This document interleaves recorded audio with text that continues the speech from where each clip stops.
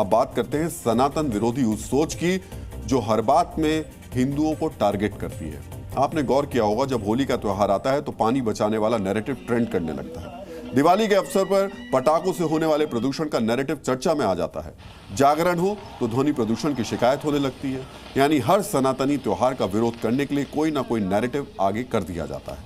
अब यही सनातन विरोधी सोच शिव भक्त कांवड़ियों पर भी लांछन लगा रही है। 11 जुलाई से पवित्र कांवड़ यात्रा शुरू होने वाली है। कांवड़ यात्रा शुरू होने से पहले ही शिव भक्तों की छवि खराब करने का नैरेटिव बनाने वाले अपने काम में जुट गए हैं। इस सनातन विरोधी नैरेटिव का चेहरा बने हैं मुजफ्फरनगर से समाजवादी पार्टी के सांसद हरेंद्र मलिक।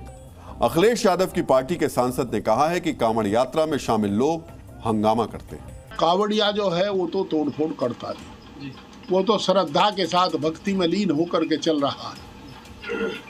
थका मांदा है पर आस्था है कि वो चलता है।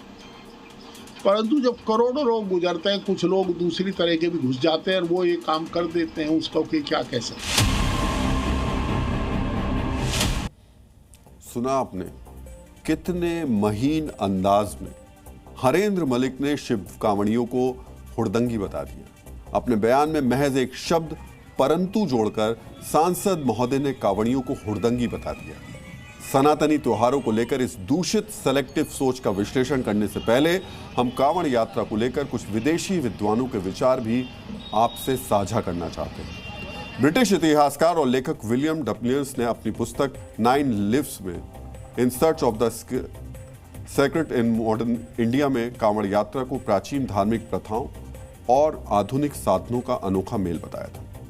ऑस्ट्रेलियाई पत्रकार और लेखक जॉन जुब्रकी ने अपनी report the spectacle of devotion में लिखा है कि कांवड़ यात्रा अनजान व्यक्ति के लिए भक्ति और अनुशासन का चकित कर देने वाला प्रदर्शन है।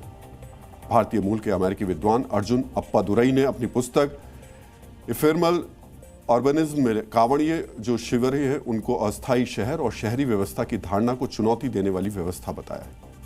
बीबीसी, द गार्जियन समेत तमाम विदेशी मीडिया संस्थानों ने अपनी रिपोर्ट्स में कांवड़ यात्रा को दुनिया की सबसे बड़ी वार्षिक तीर्थ यात्रा बताया।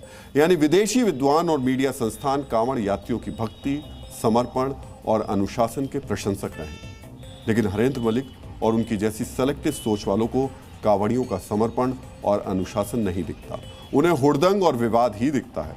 यहाँ हम आपको बताना चाहेंगे कि हर साल करीब 4 करोड़ कांवड़िए जल लेने हरिद्वार जाते हैं। करीब 2.5 करोड़ कांवड़िए जल लेकर मुजफ्फरनगर से गुजरते हुए हरियाणा, दिल्ली, राजस्थान और उत्तर प्रदेश के दूसरे जिलों में जाते हैं।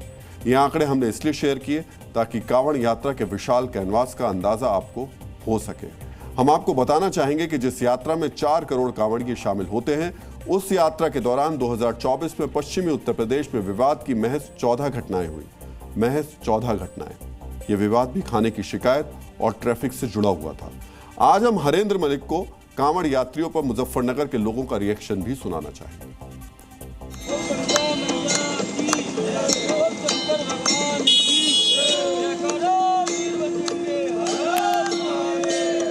कांवड़ियों ने कभी कोई हंगामा नहीं करा। जो हंगामा करा वो कुछ लोग हैं जो कांवड़ियों के वेश में आ रहे। ऐसा कभी हुआ ही नहीं कि किसी कांवड़ी ना आज तक तो कोई उपद्रव किया हो यहाँ पे। तो सब जानते हैं, ये सभी गांव वाले हैं। ये दंडवत प्रणाम करते हुए अपने वहाँ जा रही मंदिर पे, ये वहाँ से वहाँ लड़ाई करेंगे या हंगामा करेंगे या ये कपड़ चढ़ाओगे वहाँ से। यहाँ हम मुहर्रम का भी जिक्र करना चाहते हैं। मुहर्रम की चर्चा हम इसलिए कर रहे हैं क्योंकि 6 या 7 जुलाई को ही मुहर्रम मनाया जाना है। मुहर्रम के दौरान एक जगह पर कांवड़ यात्रा जैसी भीड़ नहीं होती, फिर भी देश भर में मुहर्रम के जुलूस के दौरान हिंसा और उपद्रव की घटनाएं सामने आती हैं। 2022 में मुहर्रम के जुलूस के दौरान हिंसा की 15 घटनाएं हुई। ये पुलिस की रिपोर्ट में है। 2023 में मुहर्रम के दौरान हिंसा की 17 घटनाएं रिपोर्ट की गई।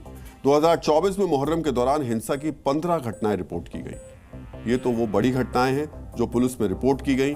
कई झगड़े तो पुलिस में रिपोर्ट किए ही नहीं जाते। अब सोचिए, जहां करोड़ों लोग जुटते हैं, उस आस्था की यात्रा में महज 14 विवाद होने पर कांवड़ियों को उपद्रवी और हुड़दंगी बताने वाली मानसिकता को क्या कहा जाए। इन सेलेक्टिव सोच वालों को मुहर्रम के जुलूस में होने वाले झगड़े नहीं दिखते, इन्हें सनातन को टारगेट करना आसान दिखता है। जरूरी है कि हरेंद्र मलिक जैसे नेता वोट बैंक वाली सोच से बाहर निकलें और अपने छोटे लाभ के लिए सनातन की आस्था के विराट उत्सव पर टिप्पणी करने से बचें। जी न्यूज।